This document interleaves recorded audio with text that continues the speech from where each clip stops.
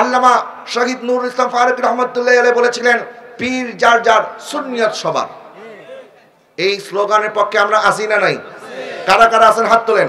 নারে তাকবীর, নারে রিসালাত, ইয়া রাসূল, আহলে সুন্নাত ওয়াল জামাত, নাসাব যুব পরিষদ। তাইলে আমরা এই স্লোগানের পক্ষে সবাই আছি না নাই?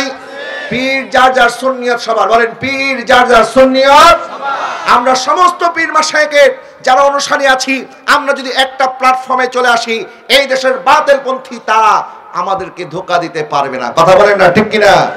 কিন্তু আমরা সবাই যদি গদি নিয়ে বসে থাকি, যার যার মুরিদ নিয়ে আমরা যদি মনে করি আমরা তো ঠিকই আছি, কোনো অসুবিধা নাই, তাহলে এই বাতিল একটা একটা দরবার টার্গেট করবে, একটা একটা দরবার টার্গেট করে আমাদেরকে বিনাশ করার জন্য তারা ষড়যন্ত্র করবে। কিন্তু আমরা যদি দিনের সঠিক চর্চা আমরা করি, আমার নবীর সুন্নত মোতাবেক যদি আমরা চলি, আমাদেরকে সাহায্য করবেন কে? আমি বলছিলাম বাবা, আমার নবীর আদর্শ আমাদের পরিবার থেকে শুরু করতে হবে। নবীজি সাল্লাল্লাহু আলাইহি ওয়াসাল্লাম অধীনস্থ যারা, তাদের সাথে সুন্দর আচরণের কথা বলেছেন। নবীজি বলেছেন, খায়রুকুম খায়রুকুম লি আহলিহি ওয়া আনা খায়রুকুম লি আহলি। তোমাদের মধ্যে ওই ব্যক্তি উত্তম যে তার স্ত্রীর কাছে উত্তম, যে তার পরিবারের কাছে উত্তম। আজকে আমার কাছে একজন মাসআলা জিজ্ঞাসা করেছে, বলে আমি আমার স্ত্রীকে রাগের বশে 3 তালাক দিছি। শুধু 3 তালাক না, 3 তালাকের পরে 22 তালাকও দিছি। এখন তালাক দিয়ে দিয়েছে, 1 বছর হয়ে গেছে। আজকে আমার কাছে মাসআলা জিজ্ঞাসা করছে যে আমার কি তালাক হইছে? আমি কই, মানুষ কি হাসতে হাসতে তালাক দেয় নাকি রাগের মাথায় দেয়?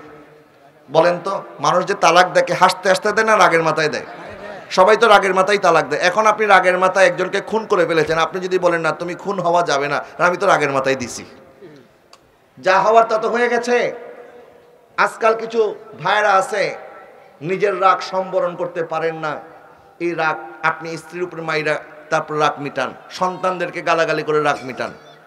নবীজি সাল্লাল্লাহু আলাইহি ওয়াসাল্লাম সাথ করছেন, কখনোই কোনো মানুষের গালের মধ্যে তোমরা চোয়ার দিবা না, কারণ এই গালটা আমার আল্লাহ নিজের কুদরতের হাতে সৃষ্টি করেছেন। একটা জোরে বলেন না সুবহানাল্লাহ। আমাদের চেহারা সৌন্দর্য দান করেছেন কে?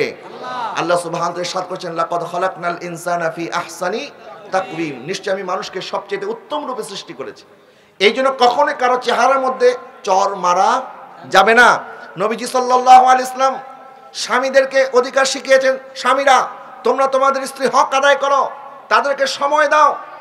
এমনকি আমার নবী সাল্লাল্লাহু আলাইহি ওয়াসাল্লাম যখন তাহাজ্জুদের জন্য উঠতেন, নবীজি উম্মুল মুমিনিন যাদের সাথে আমার নবী ওই রাতে থাকার কথা, নবীজি ওনাদেরকে বলতেন, আজকে তো তোমার সাথে সময় কাটানো আমার জন্য বরাদ্দ ছিল, কিন্তু আমি চাই কিছু সময় আমি আল্লাহর সাথে কাটায় আসবো। সুবহানাল্লাহ বলেন না। তো আমার নবী ওনাদেরকে জিজ্ঞাসা করে নিতেন। এবং অনুরূপভাবে আমাদের স্ত্রী যারা আছেন, স্বামীর অধিকার কি?